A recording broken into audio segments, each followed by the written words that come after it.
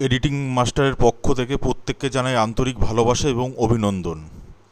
আমাদের first software release করেছি আমরা editing master photo selection AI. আপনাদের ফটো সিলেকশন করতে ক্লায়েন্টের কাছ থেকে প্রচুর টাইম লাগে এবং গিয়ে সেখানে ফটো দেখানো এবং সিলেকশন করা এটা একটা টাইমের ব্যাপার। এটাকে কি করে করতে হবে তার ডেমনস্ট্রেশনটা আমরা দেখাচ্ছি এখানে। আমাদের ফার্স্ট এটাকে অ্যাক্টিভেশন করার জন্য আমাদের কাছে অবশ্যই ফোন করবেন বা হোয়াটসঅ্যাপে মেসেজ করবেন। একমাত্র এডিটিং মাস্টারের পক্ষ থেকে এটা অ্যাক্টিভেশন করা হবে এবং এটা যখন অ্যাক্টিভেশন করবে একটা ফাইল জেনারেট হবে, এটা অবশ্যই করে আপনার কাছে রেখে দেবেন। এই সফটওয়্যারটা 1 বছরের আপডেট ফ্রি এবং লাইফ টাইমের সফটওয়্যার এবং এটা অফলাইন অনলাইন দুটোতেই চলে। ফার্স্ট আমাদের এই সফটওয়্যারটা এডিটিং মাস্টার ফটো সিলেকশনটা আমরা অন করে নিলাম। এখানে এই সাইডটা দেখবেন র এবং জেপিজি, আমাদের দুটো মুডেই আমাদের ফটো সিলেকশন হয়।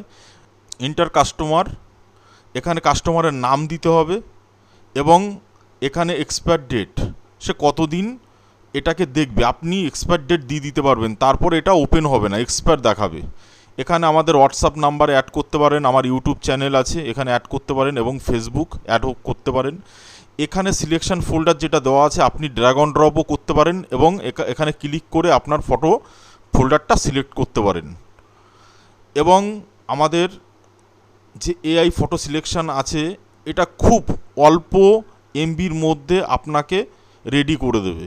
যেমন এআই এখানে ফটো আমাদের রাখা আছে, ফটোটাকে টোটালি আমি ড্র্যাগ অন ড্রপ করব। আপনি দেখতে পাচ্ছেন ড্র্যাগ অন ড্রপ করলাম এবং এখানে কি কি ফটো রাখা আছে সেটাও বুঝতে পাচ্ছেন। এখানে মোটামুটি 50টা ছবি রাখা আছে এবং টোটাল দেখা গেল সিলেকশন করে আমি প্রপার্টিসে গেলে দেখা যাবে 89.3 এমবি। এটাকে যখন আমরা সিলেকশানে জেনারেট করব, এখানে জেনারেট HTML মুডে যখন আমরা জেনারেট করব, প্লিজ ওয়েট, প্রসেসিং হচ্ছে। এটা অটোমেটিক ফটোর মধ্যে একটা ফাইল তৈরি করে দেবে। আপনি দেখতে পাচ্ছেন এই ফাইলটা আপনাকে ক্লায়েন্টের কাছে শো করতে হবে। এখানে অটোমেটিক দেখতে পাচ্ছেন 1.28 এমবি হচ্ছে এবং এখানে আমরা এখানে নাম দিইনি বলে এখানে নাম আসেনি। যাই হোক, এবার এটাকে আমরা ডাবল ক্লিক যখন করব তখন এক্সপায়ার ডেট দেখাবে। কারণ হচ্ছে আমাদের দুটো জিনিস আমরা সিলেক্ট করিনি। সেই ক্ষেত্রে আমাদের এখানে আমরা নাম দেব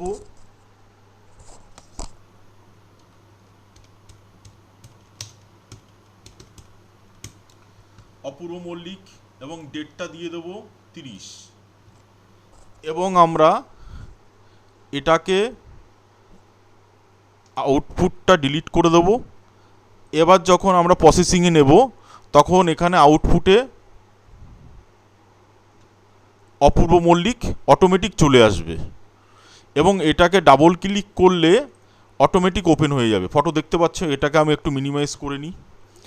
এখানে ফটোটাকে জুম করতে পারবে, জুম করতে পারবে, এটাকে জুম ইন মাইনাসে যেতে পারবে এবং এটা বিশেষত মোবাইলে সিলেক্ট করে বলে এভাবে লম্বা স্পেসে করেছি আমরা। এবং এর নিচে ডাউনলোড আমি কটা সিলেক্ট করলাম, এভাবে একটা দুটো সিলেক্ট করলে অটোমেটিক আপনার ফ্রেম হয়ে যাবে। 3টে 4টে 5টা 6টা 7টা 8টা 9টা 10টা ছবি সিলেক্ট করলাম। এখানে আমি সেভ করেও পরবর্তী সময় আরও ছবি আমি সিলেক্ট করতে পারি। ধরুন আপনি 500 ছবি পাঠিয়েছেন, একসঙ্গে একই টাইমে আপনার ফটো সিলেক্ট করার সময় হচ্ছে না, আপনি 100টা ছবি সিলেক্ট করলেন, সেভ করে পরবর্তী সময় আবার ওপেন করে ওটাকে কাজ করতে পারবেন। আর দ্বিতীয়ত সেটাকে রিসেটও করা যাবে। লাস্ট আপনার সিলেক্ট কমপ্লিট হয়ে গেলে আপনি ডাউনলোড বাটনটা ক্লিক করবেন। ডাউনলোড অটোমেটিক সিলেকশন হয়ে গেছে, একটা সিলেকশন টেক্সট আসবে, এটা ডাউনলোডের মধ্যে অটোমেটিক চলে যাবে। আপনার ডাউনলোড ফাইল যেখানে থাকবে সেখানে অটোমেটিক এই সিলেকশনটা আমরা ডেস্কটপে এনে রেখে দেবো বা এখান থেকেও করা যায়।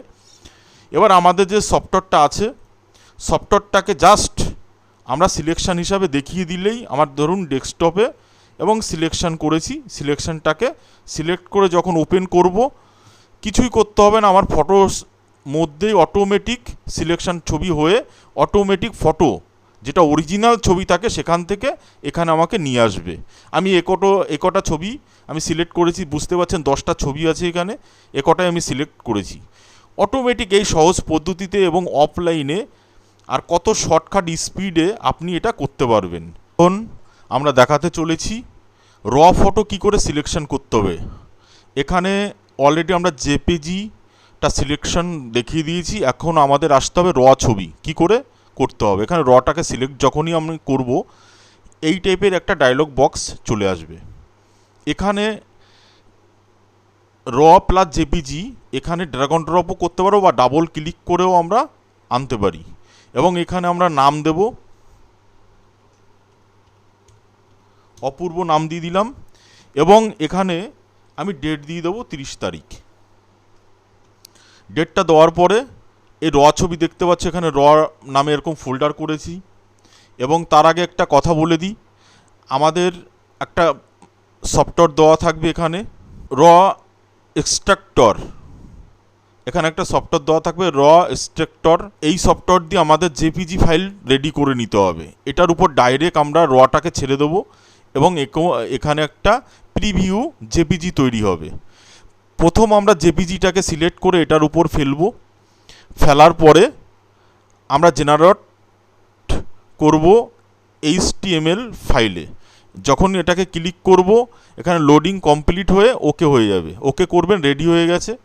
এবার এটাকে আপনি সিলেকশন করবেন ডাবল ক্লিক করে, সিলেকশন করে যেমন দেখুন এগুলো এই সিলেকশন করা আছে, আপনি সিলেকশন করবেন এবং সেভ করবেন। এবার সিলেকশন অটোমেটিক একটা পেজ তৈরি হয়ে যাবে, নোট পেজ। সেখানে কি করতে হবে আপনাকে, সেই নোট পেজটাকে ডাউনলোডের ওখানে গিয়ে এটাকে পুরো আলাদা করে নিয়ে আসতে হবে ডেস্কটপে, আনলেও হবে না আনলেও হবে। এবার কি করতে হবে, এখানে দেখতে পাচ্ছ অনলি র ফোল্ডারটা, এই যে র ফোল্ডারটা আছে র ফোল্ডারটাকে আমি ড্র্যাগ অ্যান্ড ড্রপ করব এবং এক্সপোর্ট র যে আমার টেক্সটটা ছিল সিলেক্ট এই 01টা যেটা ছিল এটাকে আমি সিলেক্ট করব, করে ওকে হয়ে গেল। এবার দেখবে এই রর ভেতর অটোমেটিক আমি যে কটা ফটো সিলেক্ট করেছি অটোমেটিক আলাদা হয়ে যাবে রর ফটো। একদম ইজি, যেইভাবে ভিডিওটা দেখালাম এখানে পুরো টোটাল দেখানো আছে যে প্রজেক্টে র কী করে করবেন, সেভাবে করলে কোনো অসুবিধা হবে না। স্ট্রাকচার করে র স্ট্রাকচার করে আমাদের কাজ করতে হবে। অবশ্যই আমাদের সঙ্গে এডিটিং মাস্টারের সঙ্গে যোগাযোগ করবেন।